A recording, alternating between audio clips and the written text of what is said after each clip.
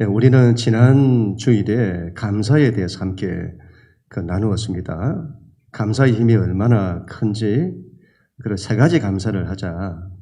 첫 번째로는 그럼에도 불구하고 감사하자. 두 번째로는 감사를 찾아서 감사하자.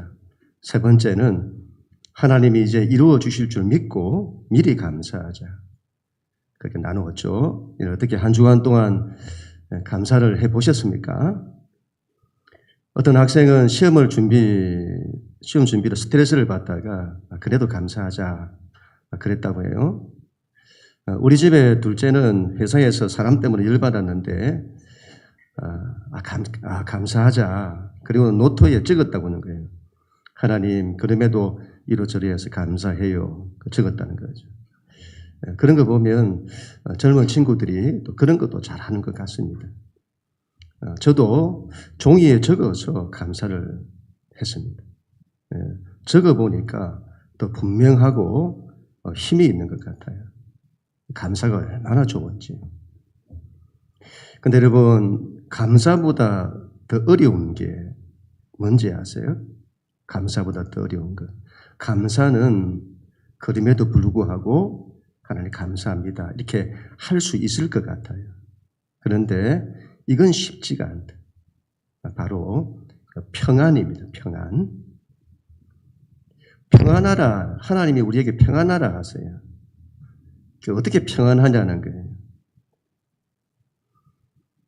이건 쉽지가 않다. 문제가 있고 상황이 있고 어려움이 있는데 어떻게 평안할 수 있지? 오늘은 이 점을 좀 나누도록 하겠습니다. 평안이 얼마나 큰 힘인지 또 어떻게 하면 우리가 평안할 수 있는지 좀 나누도록 하겠습니다. 지난 주일에 나누었던 말씀인데 다시 한 번 더 봅니다. 6절, 7절 같이 읽습니다. 시작. 아무것도 염려하지 말고 다만 모든 일에 기도와 간구로 너희 구할 것을 감사함으로 하나님께 아뢰라. 그리하면 모든 지각에 뛰어난 하나님의 평강이 그리스도 예수 안에서 너희 마음과 생각을 지키시리라. 아멘. 이 말씀의 결론을 보세요. 결론을 보세요. 평강을 말씀합니다. 평강. 너희가 근심하거나 염려하지 마라. 불안해하거나 두려워하지 마라. 그리고는 어떻게 하라는 말씀이냐. 모든 걸 감사함으로 기도해라. 그리하면 하나님의 평강이 너희 마음과 생각을 지키신다. 평강하라고 말씀하는 거예요. 결론적으로 평안을 말씀하는 거죠. 여기서 그 평강이 너희 마음과 생각을 지키시리라 할 때 이 지키신다는 이 말은 군사적인 용어가 되겠습니다.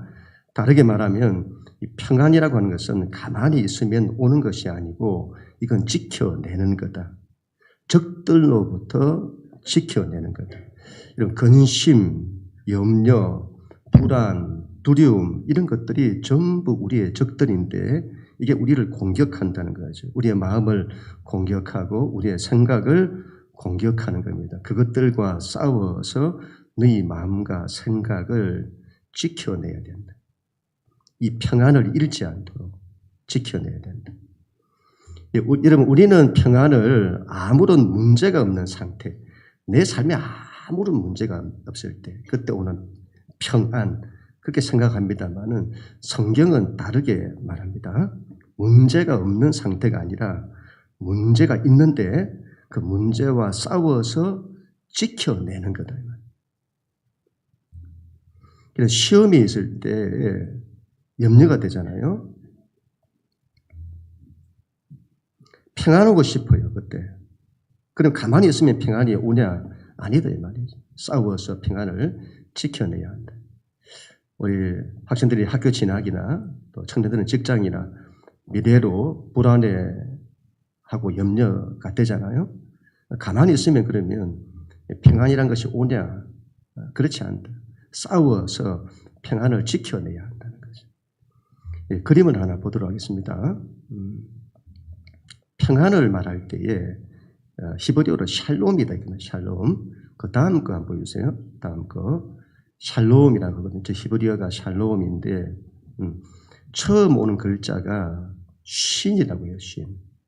밑에 빨간 글씨로 W로 되어 있죠. 이빨 모양입니다. 그러니까 상형 문자적으로 이빨 모양인데 영어로 하면 W와 같은 거예요. 상형 문자의 뜻은 이빨로 물어 뜯어서 찢고 파괴하는 걸 말합니다.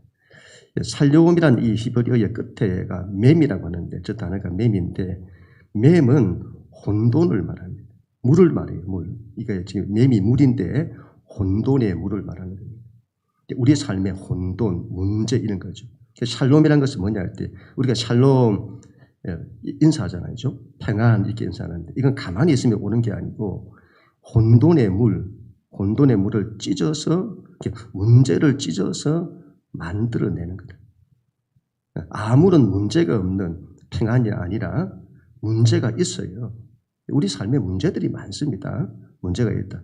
그 문제와 싸워서 그걸 찢고 파괴해서 이겨서 우리 안에 이 평안을 빼앗기지 않는 이걸 지켜내는 거다. 지켜내는 거다. 그게 평안이다. 그래서 굉장히 평안이라는 것이 적극적인 거예요. 가만히 기다리는 것이 아니라 영적으로 싸워서 얻어내는 거다. 그래서 영적 전쟁의 전리품인 겁니다. 영적 전쟁에서 싸워 이길 때 전리품을 취하잖아요. 그 전리품입니다. 근데 감사가 감사할 수 없는 상황에서 의지적으로 감사를 찾아내어 적극적으로 찾아내고 선택하는 것처럼 평안 역시 불안하고 두려운 상황에서 그것과 싸워서 평안을 지켜내는 적극적인 거다. 그런 말씀입니다. 그런데 여러분 이상한 것은 왜 성경은 이 평안을 그렇게 강조하냐 이 말이에요. 성경이 평안을 얼마나 강조하는지 모릅니다. 이 평안이라는 단어를 검색을 해보면 우리 그림 한번 보세요. 그 원어와 의미를 포함한 그런 기준으로 이걸 한번 검색을 해보면 성경에 사랑이라는 단어가 약 1000에서 1200회 정도 나온다고 합니다. 그 평안은 한 800회 이상 나온다고 해요. 믿음은 약 500회 내외, 기쁨은 약 500회 내외, 소망은요 약 180회 내외. 이런 성경에서 사랑 다음으로 믿음과 소망과 기쁨보다 더 많이 언급되는 것이 평안이다. 이 말이에요. 평안. 성경은 이 평안을 왜 이토록 강조할까요? 우리 예수님께서도 평안을 참 강조하세요. 요한복음 14장 27절 같이 읽습니다. 시작. 평안을 너희에게 끼치노니 곧 나의 평안을 너희에게 주노라. 내가 너희에게 주는 것은 세상이 주는 것과 같이 아니하니라. 너희는 마음에 근심하지도 말고 두려워하지도 말라. 평안을 말씀하죠. 우리 예수님 십자가에 죽으시고 부활하시고 난 이후에 제자들을 찾아오시잖아요. 그때도 제일 먼저 하신 말씀이 평강입니다. 요한복음 20장 19절 같이 읽습니다. 시작. 이날 곧 안식 후 첫날 저녁 때에 제자들이 유대인들을 두려워하여 모인 곳에 문을 닫았더니 예수께서 오사 가운데 서서 이르시되 너희에게 평강이 있을지어다. 아멘. 평강을 말씀하세요. 왜 평강을 이렇게 강조하냐? 여러분, 평강이 이 평안, 평강 이런 것들이 우리의 삶의 힘이기 때문에 힘이다. 우리는 평안이 얼마나 큰 힘인지를 알아야 합니다. 우리의 생각을 좀 바꿔야 합니다. 사랑이 힘인 것처럼 감사가 힘인 것처럼 평안도 힘이라고 생각을 해야 합니다. 인생을 복되게 하는 힘이에요. 우리 인생을 복되게 하는 힘이 평안이다. 하나님의 창조 질서와 같은 겁니다. 무슨 말이냐 할 때에 창조 질서와 같다는 것은 그 말은 하나님께서 사람을 본래 그렇게 살도록 창조하셨다는 거죠. 하나님은 사람이 사랑하며 살도록 창조를 하셨습니다. 감사하며 살도록 창조를 하셨습니다. 평안하며 살도록 창조를 하셨습니다. 그래서 이건 여러분 하나님의 창조의 질서이기 때문에 믿는 사람이나 안 믿는 사람이나 할 것 없이 이렇게 살면 복되다 이 말이에요. 복되다. 예를 들어서 인생을 부정적으로 사는 사람들이 있어요. 부정적으로 사는 사람들. 그건 하나님의 창조의 질서가 아닙니다. 그러면 그런 사람의 인생은 불행할 확률이 높습니다. 인생을 어둡게 불안과 두려움으로 근심과 염려로 살면 행복하지 않을 확률이 높습니다. 반대로 사랑하며 살고 감사하며 살고 평안하며 살게 되면 인생이 복될 확률이 높습니다. 하나님의 창조의 질서이기 때문이죠. 또한 이런 평안이 얼마나 큰 힘인지 하나님을 믿는 우리에게는 하나님의 은혜와 축복을 오게 하는 힘입니다. 믿는 우리가 여러분, 하나님을 믿는다는 우리가 삶에 불안과 두려움, 근심과 염려가 있으면 이건 전부 부정적인 것들이잖아요. 그건 우리 인생에서 긍정적인 에너지를 다 갉아먹는다. 그래서 우리 인생에 어둠을 오게 해요. 그래서 우리로 하여금 하나님의 은혜의 자리, 복된 자리로 들어가지 못하도록 막습니다. 차를 운전한다고 생각을 해보세요. 앞을 가야 되는데 앞을 가기 위해서 우리가 악셀을 밟잖아요. 그런데 동시에 누가 브레이크를 밟고 있다는 거예요. 그러면 차가 제대로 앞으로 가겠습니까? 가는 게 간단치 않죠. 오히려 엔진만 상하죠. 우리의 삶이 그렇다는 거죠. 우리가 하나님의 은혜와 축복의 자리로 가야 되는데 계속 불안하고 두려워하고 근심하고 염려하면 그건 우리 신앙의 브레이크를 밟는 거다. 우리가 왜 평안을 해야 되냐? 평안이 왜 중요하냐 할 때 이런 브레이크, 우리 삶의 브레이크, 우리 인생을 뒤에서 잡아당기는 것이 없는 상태가 평안이다. 내 뒤에서 내 인생을 잡아당기는 부정적인 것들이 없는 상태가 평안이다. 그 상태가 하나님의 힘과 능력, 하나님의 은혜와 축복이 올 수 있는 가장 좋은 상태인 것. 또한 이런 평안이 얼마나 큰 힘인지 이런 평안한 상태에서 하나님의 뜻이 가장 잘 분별됩니다. 우리가 불안과 염려와 두려움 가운데 있을 때는 하나님의 뜻이 분별되지 않아요. 이런 상황에서 뭔가를 결정하면 결정이 틀릴 확률이 높습니다. 잘못된 결정이 될 확률이 높습니다.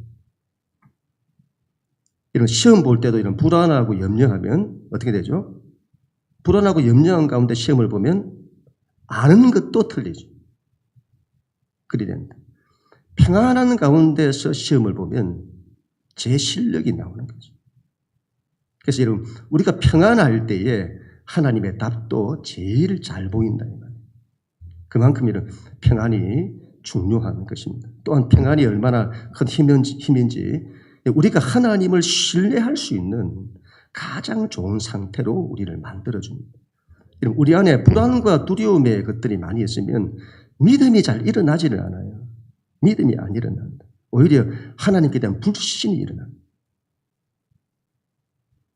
하나님 왜 이렇게 하시지? 하나님이 살아계신 것 맞나? 반대로 평안은요, 하나님에 대한 신뢰가 가장 잘 일어나는 상태가 된다. 이런 원수 마귀가 원하는 것은 우리가 염려하고 두려워하며 인생을 그냥 근심하면서 우왕좌왕하는 이런 것들을 원수 마귀가 제일 원해요. 그 말은 원수 마귀가 제일 원하는 것이 우리에게 평안을 잃게 만드는 거예요. 왜 그렇게 하죠? 그래야 믿음이 안 일어나니까. 바울과 실라가 빌립보라는 지금 그리스 땅이죠. 그리스 땅에서 전도하다가 선교하다 잡혔습니다. 빌립보 감옥 깊은 곳에 갇혔습니다. 고대 사회의 감옥이라는 것은 굉장히 험하죠. 힘든 곳입니다. 가장 깊은 곳에 갇혔습니다. 너무도 힘들고 두려워야 할 그런 상황이잖아요. 그런데 그런 상황에서도 바울과 실라가 평안을 잃지 않습니다. 우리 같으면 정말 평안을 다 잃어가지고 어찌할 바를 모르고 힘들어해야 될 상황인데 평안을 잃지 않습니다. 그런 가운데 오히려 하나님께 찬송하고 기도합니다. 그래서 어떻게 되었습니까? 옥토가 열리는. 옥토가 흔들리면서 옥토가 흔들리는 겁니다. 하나님이 막 인진을 하셔가지고 옥토가 열리고 묶인 것들이 그냥 풀어져요. 문들이 열리고 길이 열리고. 평안은 하나님의 힘을 오게 하고 문이 열리고 길이 열리게 되는 통로다 이 말이에요. 통로다. 우리 예수님께서도 십자가 죽음 앞에서 엄청난 고통을 겪고 있었습니다. 그런데 예수님께서 겟세마네 동산에서 기도하심으로 우리 예수님이 평안을 지켜내십니다. 이거 잃지 않으시고 지켜내세요. 이후에 여러분 세상이 다 들고 일어나잖아요. 세상이 다 들고 일어나서 예수님을 반대합니다. 이스라엘 땅의 최고의 종교 권력들이 다 들고 일어나고 그리고 로마 제국의 정치 권력까지 모든 대중까지 전부 들고 일어나서 예수님 조롱하고 비난하고 죽여야 된다고 말하고. 근데 그럼에도 불구하고 우리 예수님께서 흔들리지 않으세요. 당신 안에 있는 이 평안을 지켜내십니다. 결국 이후에 우리 하나님의 놀라운 부활의 역사가 나타나잖아요. 온 세상을 구원하는 구원의 역사들이 일어나는 겁니다. 만약에 그때에 우리 예수님께서 막 불안해하시고 두려워하셨다면 어떻게 되었을까요? 하나님의 뜻도 나타나지 않고 하나님의 하시는 일도 나타나지 않고 하나님의 역사는 나타나지 않았을 겁니다. 그래서 이 평안은 하나님의 역사가 나타나는 통로다 이 말이에요. 제가 주중에 어떤 영상을 보게 되었는데 이런 하나님의 놀라운 은혜가 임하기 전에 나타나는 신호가 있다는 거예요. 뭔 말인가 싶어 들어가 봤더니 여러 가지를 말하는데 그 중에 한 가지가 우리의 현실과 문제와 상황은 그대로인데 알 수 없는 평안이 임한다는 거예요. 알 수 없는 평안의 자격이 있다는 거죠. 이 평안이 어떻게 오는지 알 수 없는데 그 평안이 오더라. 그러면 그건 하나님의 놀라운 은혜가 나타날 신호라는 거예요. 신호다. 이전에 저도 목회하면서 정말 힘들었을 때에 제가 목회를 그만둬야 되나 할 때 그때였습니다. 저녁에 와서 기도를 하는데 여러분도 보시면 알겠지만 제가 좀 스트레스를 많이 받을 스타일이거든요. 그 상황에서 너무 힘들어야 되는데 제 안에 알 수 없는 평안이 막 임하는 거예요. 하나님이 나를 낙심하지 못하도록 하는 것처럼 이게 내가 만들어낸 평안이 아닌데 알 수 없는 평안이 임하는 겁니다. 그래서 제가 그때 깨달은 거죠. 하나님의 나로 하여금 낙심하지 못하게 하시는구나. 좌절하지 못하게 하시는구나. 그리고 그 이후에 하나님의 놀라운 회복의 역사들이 일어나는 겁니다. 여러분, 하나님의 역사는 불안과 두려움, 근심과 염려를 통해서 오지 않습니다. 오지 않습니다. 그건 오히려 하나님의 역사를 막습니다. 하나님의 역사는 평안을 통해서 오는 겁니다. 평안은 단순한 감정이 아닙니다. 힘이다. 평안은 힘이다. 이걸 꼭 기억을 했으면 좋겠습니다. 그리고는 우리가 살다가 삶의 그 어떤 상황에서도 이 평안을 빼앗기지 않도록 해요. 이걸 지켜내야 된다. 지켜내야 돼요. 그래야 할 때 하나님의 은혜가 임하는 통로가 우리 안에 만들어져 있는 거예요. 그래야 되겠습니다. 그럼 우리 모두가 다 될 수 있기를 축복합니다. 그러면 어떻게 해야 우리가 평안할 수 있느냐? 어떻게 해야 평안할 수 있느냐? 6절, 7절 다시 한번 읽습니다. 시작. 아무것도 염려하지 말고 다만 모든 일에 기도와 간구로 너희 구할 것을 감사함으로 하나님께 아뢰라. 그리하면 모든 지각에 뛰어나 하나님의 평강이 그리스도 예수 안에서 너희 마음과 생각을 지키시리라. 아멘. 어떻게 평안할 수 있냐? 가장 먼저 여러분 염려하지 않으려고 해야 합니다. 여러분 성경에서 평안을 말씀하실 때 항상 따라오는 것이 있어요. 아무것도 염려하지 마라. 염려하지 마라. 두려워하지 마라 하고 평안을 말씀하세요. 우리가 언제 평안을 잃냐? 삶이 힘들 때, 현실에 문제가 생겼을 때 그때 염려하고 두려워합니다. 그게 우리로 하여금 평안을 잃게 만들어요.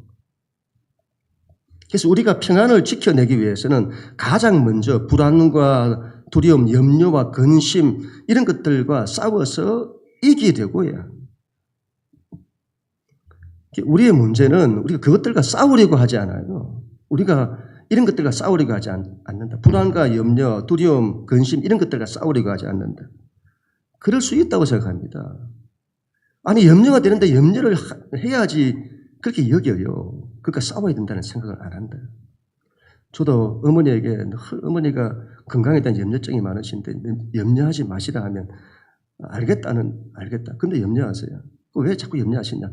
염려가 되는데 왜 염려를 하지 말라 하느냐. 그걸 어떻게 하냐 이 말이에요. 염려가 되는데. 자녀들에게도 염려가 많잖아요. 그죠? 우리가 아이들에게도 염려하지 말라고 하면 듣기 싫어하죠. 듣기 싫다고 나가라고 하고 말을 안 들어요. 여러분 염려하고 근심하면 삶의 에너지를 다 빼앗깁니다. 염려하지 않아야 합니다. 성경은 아무것도 염려하지 말라고 하세요. 아무것도. 하나님이 계시기 때문에. 그래서 우리는 어떻게 평안할 수 있지? 가장 먼저 이걸 가져야 합니다. 이걸 가져야 합니다. 또한 평안을 지키려면 문제에는 빠지지 않아야 합니다. 잘 들어보세요. 위치가 중요한데, 우리의 위치가 중요한데, 우리는 문제 위에 있어요. 문제 속에 있으면 안 되고, 문제 위에서 문제를 지배해야 합니다. 우리 하나님이 온 세상의 주권자가 되세요. 그 말은 이 세상 모든 것은 하나님의 발 아래에 있다 이 말이에요. 그리고 그 하나님 다음이 우리입니다. 하나님 다음이 우리입니다. 그래서 하나님은 우리에게 만드신 인간에게 우리에게 하나님 만드신 모든 피조 세계를 다 다스리고 통치하라고 하세요. 그 말은 그것들이 전부 우리 발 아래에 있다는 거죠. 네가 다스려야 될 거다 이 말이죠. 근데 우리가 어떻게 한다고요? 우리가 다스려야 되는데 다스리지 않고 오히려 그것들이 우리를 다스려요. 그것들이 우리를 지배한다 이 말이에요. 그것들의 지배를 받는다. 환경의 지배를 받고 어려움의 지배를 받는 겁니다. 그리고는 고통을 겪는 거죠. 문제에 빠지지 않아야 하는데 그러기 위해서는 문제보다 더 높은 위치에서 문제를 우리 발 아래 두고 그걸 지배해야 한다. 이건 여러분 되고 안 되고는 둘째고 이런 생각을 반드시 가져야 합니다. 그게 중요하다. 또한 평안을 지키기 위해서는 이 평안은 우리 힘으로 만들어낼 수 없어요. 이걸 알아야 합니다. 자기 힘으로 돌을 닦고 명상을 해서는 평안을 추구하려는 자들이 있습니다. 여러분 악이 뭔지도 모르고 죄가 뭔지도 모르는 사람들이에요. 그건 여러분 전부 가짜 평안입니다. 평안이 우리 힘으로 안 돼요. 해보세요 되는지. 안 된다. 그래서 어떻게 하라고 하죠? 기도와 간구를 해라 이 말이죠. 그 말은 하나님께 구해라. 하나님을 의지해라 이 말이에요. 그럼 하나님이 주신다. 그렇게 해도 우리가 평안을 추구하는 이게 우리 안에 잘 안 되는 것들이 많기 때문에 하나님은 너무도 상세하게 그러면 감사하면서 해봐라. 감사하면서 기도해봐라. 감사의 힘이 엄청나잖아요. 감사하면서 기도해라. 그러면 하나님의 평강이 온다는. 또한 이런 죄가 있을 때에는 평강이 오지를 않아요. 죄는 하나님과 우리 사이의 관계를 멀어지게 만듭니다. 그래서 하나님은 또 오는 은혜와 축복이 우리 인생에 나타나지 못하도록 만들어요. 죄는 하나님의 복을 막는다. 그런데 그 죄 가운데 있으면서 평안하기를 원한다? 그건 말도 안 되는 겁니다. 그때는 내가 죄 가운데 있는데 평안 안 하는 것이 정상인 거죠. 그때는. 그런 때는 다른 방법이 없습니다. 회개하면 됩니다. 회개가 얼마나 강력한 힘인지 회개는 죄의 힘, 죄의 능력들을 다 끊어버려요. 그리고 우리에게 평안으로 갈 수 있는, 하나님께로 갈 수 있는 길을 만들게 되는 겁니다. 마지막으로 여러분, 우리에게 평안을 오게 하고 우리 안에 있는 평안을 지켜낼 수 있는 가장 강력한 힘은 결국은 믿음입니다. 믿음입니다. 하나님께 대한 전적인 신뢰입니다. 우리의 이 목적은 문제를 해결해서, 내가 지금 문제 때문에 힘든데 문제를 해결해서 평안해지는 것이 아닙니다. 이건 지금 일시적인 평안이에요. 이 문제를 해결했는데 또 다른 문제를 만나면 또 평안을 잃어버리겠죠. 일시적인 평안입니다. 우리의 목적은 하나님입니다. 하나님을 전적으로 신뢰하는 거죠. 하나님을 신뢰하여 우리가 어떤 문제를 만나도 우리 안에 평안을 잃지 않는 그런 평안을 가지는 사람이어야 한다는 거예요. 예수님과 제자들이 갈릴리 바다를 이렇게 배를 타고 건너다가 큰 바람과 파도를 만났습니다. 그때 제자들이 난리가 났습니다. 죽겠다고 난리가 난 거예요. 우리 인생의 바람과 파도가 막 일어나니까 우리가 막 죽겠다고 난리 나는 것처럼 난리가 났다. 마태복음 8장 24절 26절 4절부터 26절까지 마지막으로 같이 한번 읽습니다. 시작. 바다에 큰 놀이 일어나 그가 물결에 덮이게 되었을 때 예수께서는 주무시는지라 그 제자들이 나와 깨우며 이르되 주여 구원하소서 우리가 죽겠나이다. 예수께서 이르시되 어찌하여 무서워하느냐 믿음이 작은 자들아. 아멘. 제자들의 문제는 뭐죠? 왜 그들의 믿음이 작아졌죠? 그들은 문제를 봤기 때문에. 그들은 문제를 해결하여 평안을 찾으려는 겁니다. 그런데 예수님은 어떻죠? 우리 예수님께서는 어떻게 그런 상황에서도 주무실 수가 있죠? 예수님은 문제를 보지 아니하시고 하나님 아버지를 바라보시기 때문에. 그래서 어떤 상황에서도 우리 예수님은 평안을 잃지 않으시는 겁니다. 다윗이 골리앗을 넘어뜨릴 때에 이스라엘 군대 전체가 두려워했습니다. 그들은 문제를 본 거죠. 골리앗이라는 큰 문제를 본 겁니다. 그들은 문제를 해결하려고 하는 거죠. 그러니까 문제 해결은 안 되고 오히려 더 두려움이 일어나는 겁니다. 다윗은 어떻게 하죠? 다윗은 문제를 보지 않습니다. 하나님을 바라보는 거죠. 그는 하나님이 얼마나 위대하신 분이신지를 보는 겁니다. 우리 하나님이 얼마나 크신 분이신지를 보는 겁니다. 우리 하나님이 얼마나 높으신 분이신지를 보는 겁니다. 그래서 그 하나님이 하시면 안 되는 것이 없어요. 산도 옮긴다. 골리앗도 무너뜨린다. 여리고도 무너뜨린다. 폭풍도 잠잠케 한다는 거죠. 우리는 이런 문제를 만나면 문제 해결에 집중을 합니다. 어떻게 해서라도 문제를 해결해 버리고 그걸 위해서 하나님께 기도하죠. 그런데 그게 해결되지 않으면요. 근심하고 염려하고 힘들어합니다. 또 방법을 찾고 또 찾고 문제 해결을 하려고 또 기도하죠. 그런데 안 되면 또 힘들어하고